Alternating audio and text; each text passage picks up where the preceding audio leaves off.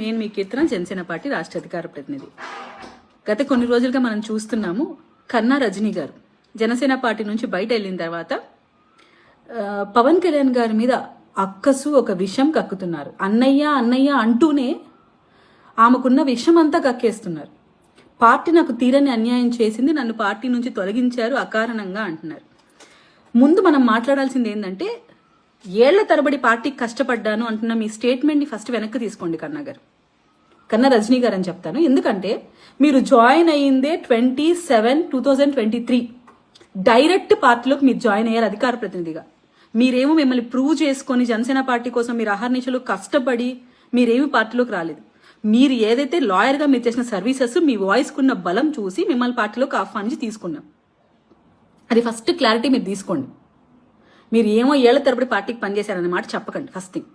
And మీరు పార్టీలోకి వచ్చిన అతి కొద్ది కాలంలోనే అధికార ప్రతినిధులు అందరూ ఎవిడెన్స్ మీరు మళ్ళీ కాదని కూడా చెప్పలేరు. మేమందరం కూర్చున్న మీటింగ్ బిఫోర్ ఎలక్షన్ మిమ్మల్నే ఫస్ట్ బాస్ క్వశ్చన్ చేశారు. You are the first person, ఎందుకమ్మా ఇలా మాట్లాడుతున్నావు నువ్వు, అందరం కూర్చోన్నప్పుడు మిమ్మల్నే పాయింట్అవుట్ చేస్తే మీరు అప్పటికే ఒక ఎక్స్ప్లెనేషన్ లెటర్ కూడా ఇచ్చి ఉన్నారు పార్టీకి. దాని తర్వాత మీ పక్కన ఉన్న ఇంకొక మహిళను కూడా అడిగారు. మీరు తర్వాత వెళ్ళిపోయేటప్పుడు బాస్ సారీ కూడా చెప్పారు, పర్లేదమ్మా అని కూడా ఆయన మిమ్మల్ని ఫర్గ్యూ చేసి వెళ్ళిపోయారు. కానీ మీరేమంటున్నారంటే అంబటి గారి ఇష్యూ మీదే మిమ్మల్ని దూరం పెట్టారు పార్టీ అంటున్నారు. నేను మళ్ళీ చెప్తున్నా, ఎలక్షన్కి ముందే మిమ్మల్ని పాయింట్అవుట్ చేశారు. దాని తర్వాత ఏం జరిగిందో మీ అందరికీ తెలియాలి. మల్టిపుల్ టైమ్స్ మీరు ఒకే మిస్టేక్ రిపీట్ చేస్తున్నారు. నేను కొన్ని మచ్చుకకి మీరు మాట్లాడిన వీడియోలు నేను బయట చూపిస్తాను. సార్ 3 పెళ్లిళ్ళు కాస్త 4 చేశారు. ఇప్పుడు 3 అంటే లెక్క చెప్తాడు, 2 విడాకులు ఇచ్చాం ఒక ఆవిడతో ఉన్నామని. ఇప్పుడు 4వ దేవత నాకు తీసుకురంటారు, నాకు కావాలంటున్నాడు. ఇప్పుడు ఏం చేయాలి మీరు? జన సైనికులు మా వదినం మీద వీళ్ళు. ఇప్పుడు 4వ దాన్ని ఎవరిని తెస్తావు? నాకు అర్థం కాదు. నువ్వే గెటప్ మార్చుకుని వచ్చేస్తావా? ఇది ఒకటి. 4 సంవత్సరాలకు ఒకతంట మళ్ళీ, అంటే 18 ఏళ్ళకి ఆయన వయసుకు వస్తే ఇప్పుడు ఒక 50 ఏళ్ళు 55 ఏళ్ళు ఉంటాయి కదండి. ఇన్ని సంవత్సరాలు 4 సంవత్సరాలకు ఒకదాన్ని అలా తీసుకురమ్మంటాడు. ఇప్పుడు లెక్క చెప్పమంటాడు. ఏమంటే నువ్వు ఊగిపోతా మాట్లాడతావు అంటాడు. వెహికల్ మీద వెళ్తున్నప్పుడు ఓగరా పైన ఎక్కినోడికి తెలిసింది. 4 పెళ్లిళ్ళ గురించి మీరు డిఫెండ్ చేసి పార్టీని మాట్లాడాలంటే ఎలా మాట్లాడాలి, మీరు ఎలా మాట్లాడుతున్నారు? అండ్ జగన్మోహన్ రెడ్డి గారిని ఇప్పుడు వెనకేసుకొని వస్తున్న మీరు జగన్మోహన్ రెడ్డి గారి గురించి, వాళ్ళ తల్లి గారి గురించి, వాళ్ళ నాన్నగారి గురించి ఎలా మాట్లాడారో కూడా ఒకసారి మీరు వినాలి. ఎందుకంటే మీరు మాట్లాడిన మాటలే కదా ఇవన్నీ.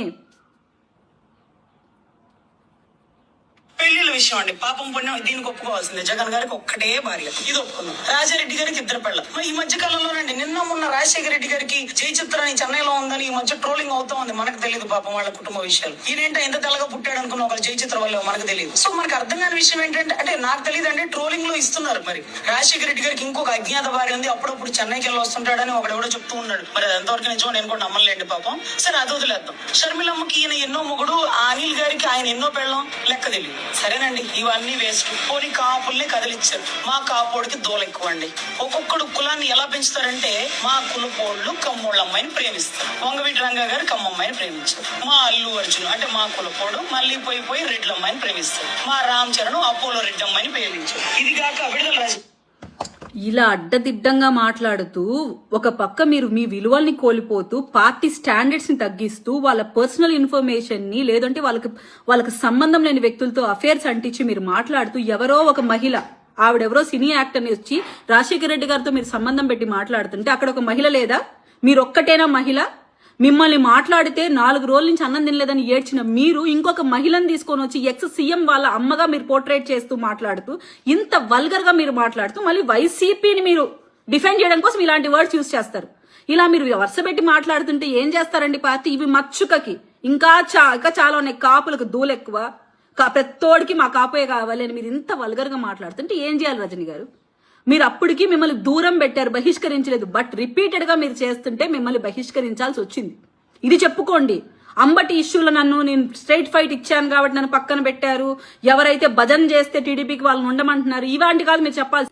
ఇంకా మొన్న మీరు మాట్లాడిన స్టేట్మెంట్స్, ఎస్పెషల్లీ పవన్ కళ్యాణ్ గారి ఆరోగ్య పరిస్థితి మీద మీరు చాలా సెటైరికల్ గా, అండ్ అది ఒక మహిళగా మీరు చేయాల్సిన విమర్శ కూడా కాదు, కానీ ఎంతో దిగజారి మీ స్థాయిని మీరు తగ్గించుకొని ఒక పార్టీ అధ్యక్షుడిని వ్యక్తిగతంగా విమర్శించడం. ఏసీ రూమ్ లో ఉన్నాడా, ఐసీయూలో ఉన్నాడా? అండ్ ఇంకొక విషయం ఏంటంటే మీరు లాయరా డాక్టర్ నాకు ఇంకా అర్థం కాలేదు. ఎందుకంటే ఒక లాయర్ చేయాల్సిన పని ఏంటో ఒక డాక్టర్ చేయాల్సిన పని ఏంటో కూడా మీరే చెప్తున్నారు. ఎప్పుడు ఆపరేషన్ చేసుకోవాలో ఎవరికి చేయాలో ఏ టైంలో చేయాలో కూడా మీరే చెప్పేస్తున్నారు.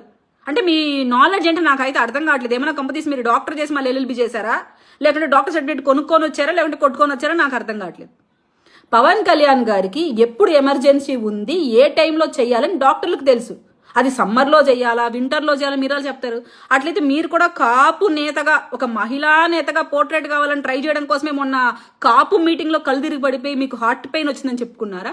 అంటే నేను కూడా వ్యక్తిగతంగా మాట్లాడకూడదు, కానీ వ్యక్తిగతంగా మీరు విమర్శించినప్పుడు మీ స్థాయిని మరిచి మీరు ఒక పార్టీ అధ్యక్షుడిని మాట్లాడినప్పుడు మాట్లాడితే తప్పు కాదేమో. అంటే మీరు కూడా ఒక కాపు వీర మహిళగా పోర్ట్రేట్ అవ్వాలనుకుంటున్నారా? అందుకే ఆ మీటింగ్కి వెళ్ళి అక్కడే కింద పడిపోయారా? ఎలా మాట్లాడతారు ఇలా? ఒకప్పుడు వైసీపీని ఎలా మీరు మాట్లాడారో, అమరావతిని నాశనం చేశారు, మహిళల్ని ఇబ్బంది పెడుతున్నారు, ఉద్యోగాలు లేవు, ఈ ప్రభుత్వం కల్లోలం చేస్తుందని మీ నోటితో మీరు మాట్లాడిన మాటలే. ఒక ఛాన్స్ ఇస్తే 151 సీట్లు దగ్గరుండి రాష్ట్ర ప్రజలందరూ గెలిపిస్తే ఈ రోజు ఆయన చేసిన నిర్మాణం రాష్ట్రానికి అమరావతి లేదు, పోలవరం లేదు, రాష్ట్ర భవిష్యత్తు లేదు, జాబ్ క్యాలెండర్ లేదు, ఇసుక రేట్లు పెరిగిపోయినాయి, మందు క్వాలిటీ లేని కాస్ట్ ఎక్కువైనటువంటి మందు తాగి XYZ ఇవన్నీ చెప్పారు. కానీ ఇప్పుడేం చెప్తున్నారు? అసలు జగన్మోహన్ రెడ్డి గారు ధర్మం అంటే జగన్మోహన్ రెడ్డి గారు, జగన్మోహన్ రెడ్డి గారు అంటే ధర్మం అంట. పోనీ మీరు వైసీపీకి ఏమైనా కండువా కప్పుకునే అవకాశం ఉందా అని అడిగితే లేదని చెప్పలేక జగన్మోహన్ రెడ్డి గారు చెప్పారంట, నేను వదులుతున్న అస్త్రం ఇటువంటి ధర్మబద్ధమైన అమ్మాయి పార్టీలకు అతీతంగా ఉండాలి, మన పార్టీలోకి ఆహ్వానించద్దన్నారు. మళ్ళీ ఎవరు చెప్పారు? అంత సోర్స్ ఆఫ్ ఇన్ఫర్మేషన్ మీకు ఎలా వస్తుంది? వాళ్ళ పార్టీ అధ్యక్షుడి నుంచి వచ్చిన మాటలు మీకు ఎలా తెలిసాయి? అంటే మీరు ఏమైనా వాళ్ళతో మంతనాలు చేస్తున్నారా? అంటే ఎందుకు అనాల్సి వస్తుందంటే నేను చేరనండి, నేను చెయ్యనండి అని చెప్పాలి. జనాల్లో నాయకురాలుగా ఎదగనివ్వండి.